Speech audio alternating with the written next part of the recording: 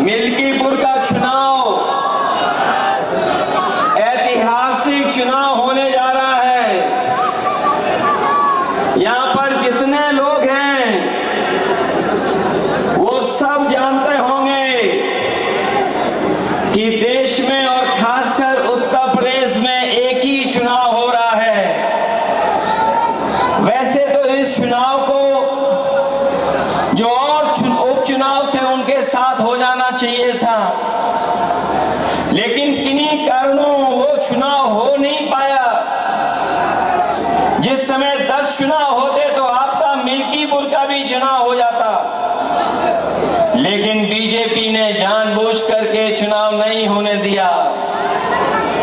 वो जानते थे कि मिल्कीपुर की जनता समाजवादियों का साथ कभी छोड़ नहीं सकती है, इसलिए उन्होंने चुनाव टाला।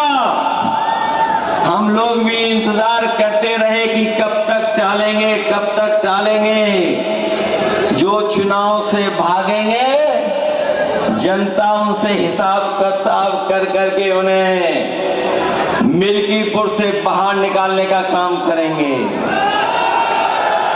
ये चुनाव जो होने जा रहा मिल्कीपुर का चुनाव, ये चुनाव नहीं चुनौती है। मिल्कीपुर का चुनाव तो है ही है, नहीं चुनौती भी है। ये चुनाव जनता बनाम शासन होने जा रहा है। ये चुनाव मतदाताओं में और प्रशासन के बीच में चुनाव होने जा रहा है। ये चुनाव न केवल अभी के परिणाम का संदेश होगा, बल्कि आने वाले समय में राजनीति की क्या दिशा हो उसका भी परिणाम हो, उसका भी संदेश मिल्कीपुर से जाने वाला है।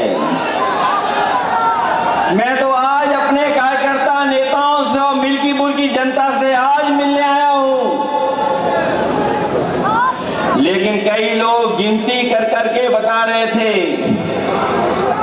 कि मिल्कीपुर के परिणाम की वजह से लखनऊ वालों को नींद नहीं आ रही है। वैसे तो जब से अयोध्या आ रहे हैं भारतीय जनता पार्टी के लोग सो नहीं पा रहे हैं। जब एक करवट लेकर के सोने की कोशिश करते हैं तो उन्हें उत्तर प्रदेश की हार याद आ जाती है, और जब वो दूसरी करवट लेते हैं तो अयोध्या की हार उन्हें याद आ जाती है। आपने देखा होगा जिस समय लोकसभा में हम लोग पहुंचे थे, एक तरफ तो जीत का उत्साह था, जीत के उत्साह के साथ साथ आपके सांसद अवधेश प्रसाद जी से सब लोग मिलना चाहते थे। मैंने तो कई मौकों पर, कई जगह पर लोकसभा के आसपास सांसदों को चलते हुए, कुछ लोगों को सेल्फी तस्वीर खींचते हुए देखा। ये सम्मान अगर किसी ने बढ़ाया समाजवादी पार्टी का, तो हमारी अयोध्या की जनता ने समाजवादी पार्टी का सम्मान बढ़ाने का काम किया। और इसीलिए आपने देखा होगा हमने अपने आगे बैठाया उनको साथ। जब से आगे बैठाने लगे हैं, कई लोगों को बहुत सारे अलग अलग तरह के दर्द उठ रहे हैं। उन्हें समझ में नहीं आ रहा कि क्या कहें, उन्हें समझ में नहीं आ रहा है। उनके वो भटक चुके हैं। वैसे तो पूरा देश दुनिया में महाकुंभ की चर्चा हो रही है,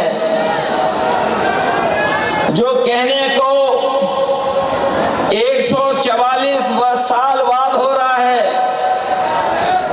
लेकिन हमारे बहुत सारे जागरूक पत्रकार